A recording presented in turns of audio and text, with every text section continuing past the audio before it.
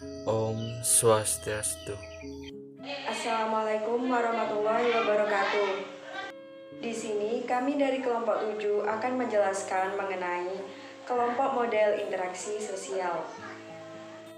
Nama anggota kelompok kami adalah 1. Iwayan Yoga, 2. Sinta Maulidina Zahro. Di sini kami akan menjelaskan mengenai 4 subbab, di mana yang pertama, pengertian kelompok model interaksi sosial. Yang kedua, karakteristik kelompok model interaksi sosial. Yang ketiga, pendekatan kelompok model interaksi sosial. Dan yang keempat, model dalam kelompok model interaksi sosial. Apa sih model interaksi sosial? Model interaksi sosial adalah suatu model pembelajaran bahwa segala sesuatu tidak terlepas dari realita kehidupan, di mana individu tidak mungkin melepaskan diri dari interaksi dengan orang lain. Maka dari itu, diharapkan kepada setiap pelajar agar mampu berinteraksi secara luas dengan masyarakat. Adapun metode belajar yang dapat diterapkan dalam model belajar interaksi sosial antara lain 1. Metode diskusi, 2. Problem solving, dan 3. Kerja kelompok.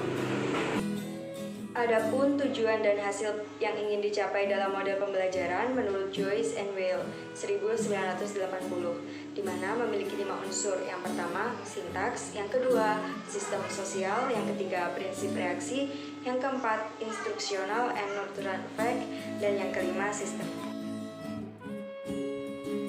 Sintaks adalah tahapan-tahapan pelaksanaan pembelajaran atau biasa dalam bentuk fase-fase. Sistem sosial adalah suasana dan norma yang berlaku dalam pembelajaran. Prinsip reaksi merupakan penggambaran bagaimana seharusnya dosen memandang, memperlakukan, dan merespon mahasiswa.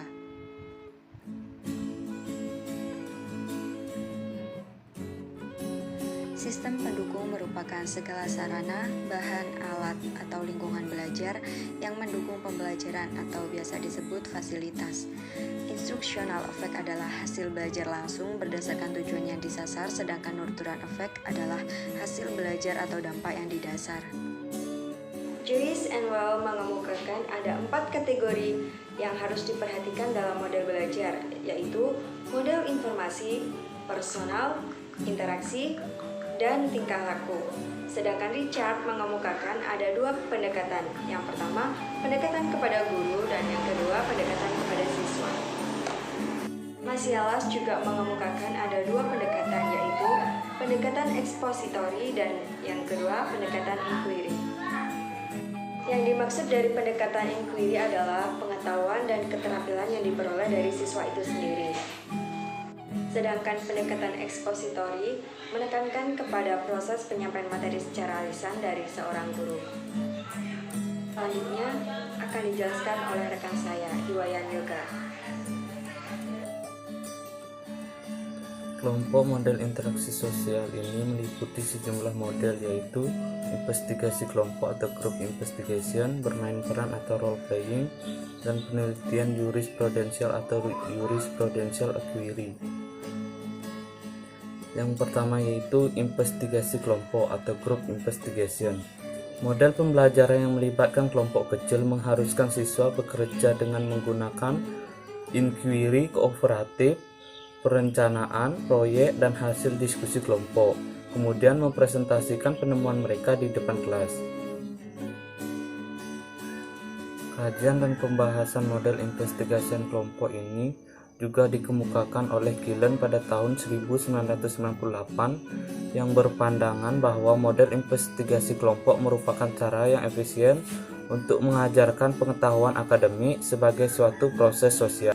Yang kedua, bermain peran atau role playing. Metode pembelajaran yang di dalamnya terdapat perilaku pura-pura atau acting dari sistem sesuai dengan peran yang telah ditentukan, di mana siswa menirukan situasi dari tokoh-tokoh sedemikian rupa dengan tujuan mendramatisasikan dan mengekspresikan tingkah laku, ungkapan, gerakan-gerakan seseorang dalam hubungan sosial antar manusia. Metode bermain peran dapat menimbulkan pengalaman belajar seperti kemampuan kerjasama, komunikatif, dan menginterpretasikan suatu kejadian.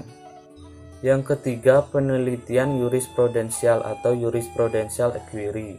Model pembelajaran yang dipelopori oleh Donald Oliver dan James P. Saper ini didasarkan atas pemahaman masyarakat di mana setiap orang berbeda pandangan dan prioritas satu sama lain. Pada dasarnya, model ini merupakan model studi kasus dalam proses peradilan dan selanjutnya diterapkan dalam suasana belajar di sekolah. Para siswa dituntut untuk berpikir secara sistematis dan menganalisis pemikiran-pemikiran alternatif. Demikian presentasi dari kelompok kami. Kami minta maaf bila ada salah kata di dalam penyampaian materi, dan semoga apa yang kami sampaikan tadi bermanfaat bagi kita semua. Saya akhiri. Wassalamualaikum warahmatullahi wabarakatuh. Om Santi Santi Santi Om.